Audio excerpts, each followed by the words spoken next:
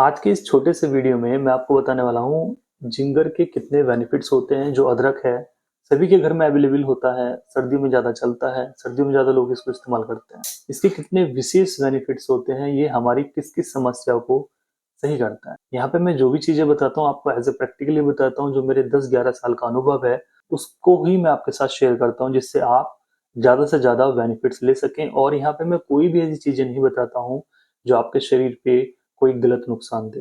तो हम देखते हैं जिंगर के अंदर जिंगरोल नाम का एक केमिकल पाया जाता है, एक कंपाउंड पाया जाता है जो कि बहुत हेल्पफुल रहता है। ये हमारी बॉडी में जाके हमारे शरीर को स्वस्थ रखने में बहुत बड़ा योगदान देता है। जिंगर के अंदर हम देखते हैं तो vitamin B 3, vitamin 6, vitamin C, iron, potassium, magnesium, phosphorus, zinc और फोलेट, इस तरह वाली चीजें ज्यादा पाई जाती हैं। बात करते हैं अभी किस किस समस्याएं में आपको फायदा देगा। तो सबसे पहले डाइजेशन में अगर आपको पेट के अंदर समस्या रहती है कि आपको खाना नहीं पचता है, तो डाइजेशन की समस्या को ठीक करने के लिए पाचन संबंधी जो भी परेशानी आपको रहती है कि गैस ज्यादा बनती है, कब्ज रहती है, अपच जैसी समस्याएं रहती हैं, तो ऐसे में आपको जिंगर इस्तेमाल करना चाहिए। कैसे लिया जाएगा वो मैं आपको इसमें जरूर बताऊंगा।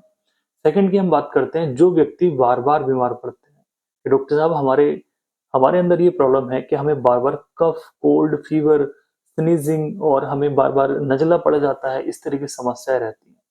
तो उनको थोड़ा सा अदरक चबा के खाने से ही बहुत ज्यादा बेनिफिट मिल जाता है।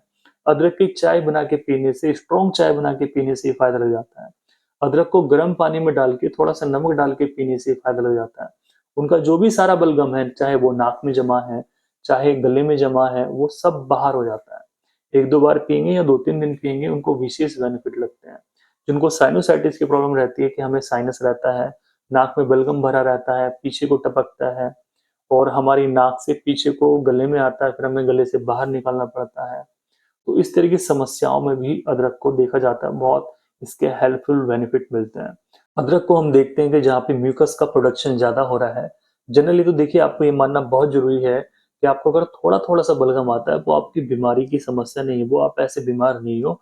क्योंकि हमारा जो पैसेज है, हमारा नोज से लेके हमारा जो रेस्पिरेटरी जो लोअर ट्रैक है, जो हमारा रेस्पिरेटरी ट्रैक है, इसमें सभी में हमें म्यूकस रहता है, सभी को एज ए नॉर्मली म्यूकस रहता है। बट जब बीमारी होती है, कोई बैक्टीरियल इन्फेक्शन हो जाए, कोई वायरल इन्फेक्शन हो जाए, तो वहां पे जो म्यूकस है उसकी क्वांटिटी थोड़ी बढ़ जाती है और वो बाहर आना शुरू हो जाता है। आप सोचें कि मुझे बिल्कुल भी म्यूकस ना आए, बिल्कुल सूखा हो जाए, तो ये आपके अंदर बीमारी पैदा हो जाएगी। तो सभी के अंदर थोड़ा थोड़ा रहता है।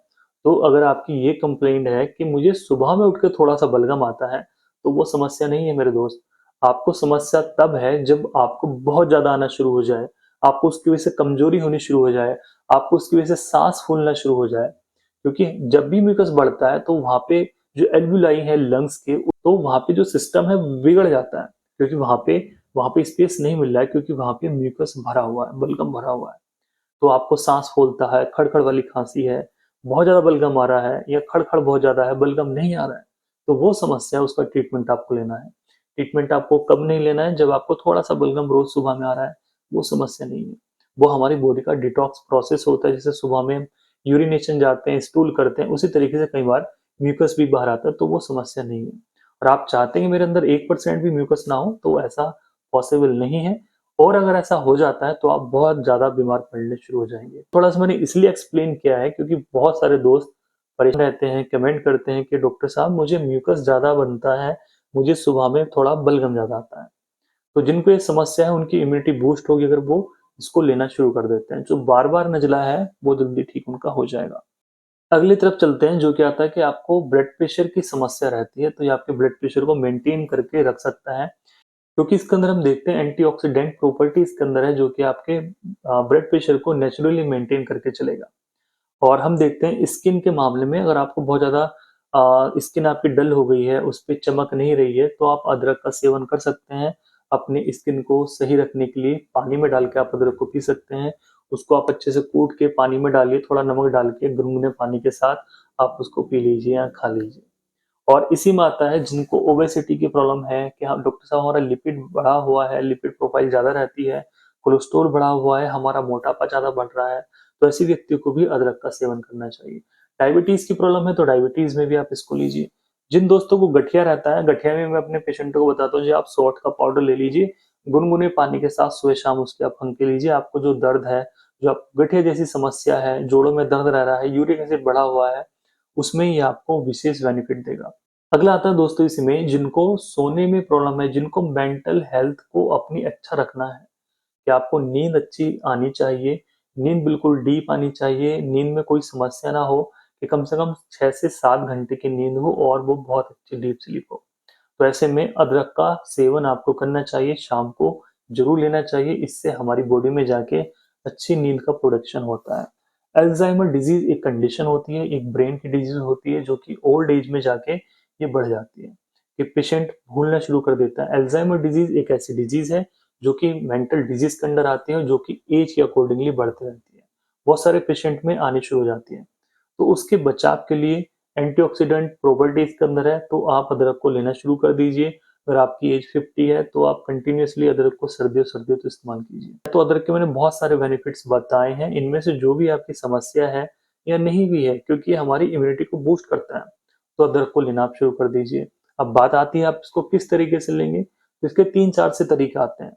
या तो आप इसको गर्म पानी लीजिए, आधा कप गर्म पानी कर लीजिए, उसमें आप अदरक को अच्छे से कूट लीजिए, उसमें आप डाल लीजिए और आप इसको पी लीजिए। अगर आपको नज़ला, कोल्ड, कफ, फीवर, बलगम जमा हुआ, इस तरह की समस्या है तो ये आपको उसमें बेनिफिट देगा। आपको पेट के अंदर समस्या है तो आपने ये सब तो करना है कि आपने पानी भी लेना है गुनगुना, अदरक भी डालना है कूट के, उसमें बस आपको काला नमक और ऐड करना है। इवन आप उसमें थोड़ा नींबू भी डाल सकते हैं।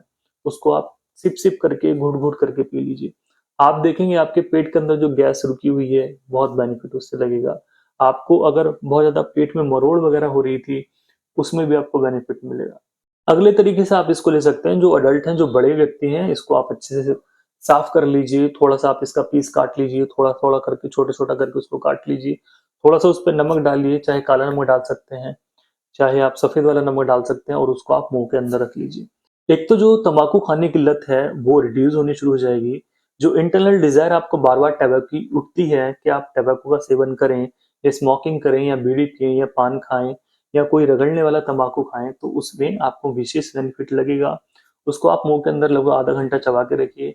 जो भी रस आता है उसको आप पीते रहिए और बाद में जाके सूखे को आप चबा भी सकते हैं, चबा के खा लीजिए या फिर आप उसको फेंक भी सकते हैं। तो ये हो गए दोस्तों 3 तरीके। अब चौथा तरीका बहुत आसान और बहुत इंडिया में फेमस तरीका, कि आप उसको लीजिए, उसको आप चाय में मिला के पी लीजिए, उसको आप अच्छे से कूट लीजिए। आप बीमार ज़्यादा हैं तो उसमें आप ज़्यादा डाल लीजिए और सुबह-शाम चाय बना के पीजिए। कोल्ड कफ ज़्यादा है तो भाई उसमें आप काली मिर्च भी डाल लीजिए अच्छे से उसको कूट के। तो ये समस्याएँ जो भी हैं, अदरक इसको बहुत अच्छा कवर करके चलता है। तो सर्दियों-सर्दियों अदरक का सेवन भी कीजिए और कुछ मैंने वीडियोज़ बनाए हुए हैं सर्दियों में आपको और किन-किन चीज़ों का सेवन करना चाहिए, जिससे आपकी बॉडी की बहुत सारी बीमारियाँ आपसे दूर रहेंगी। उम्मीद करूँगा ये वीडियो आपको काफ़ी अच्छा लगा होगा। इस वीडियो को ज़्यादा से ज़्यादा शेयर कीजिए, जिससे लोग इन छोटी-छोटी चीज़ों का बेनिफिट्स उठा सकें, सही तरीके से इस्तेमाल करेंगे। उम्मीद करूँगा इस वीडियो को आप ज़्यादा से ज़्यादा शेयर करेंगे और मुझे फर्स्ट टाइम देख रहे हैं तो चैनल को ज़रूर सब्सक्राइब करेंगे। Thank you so much.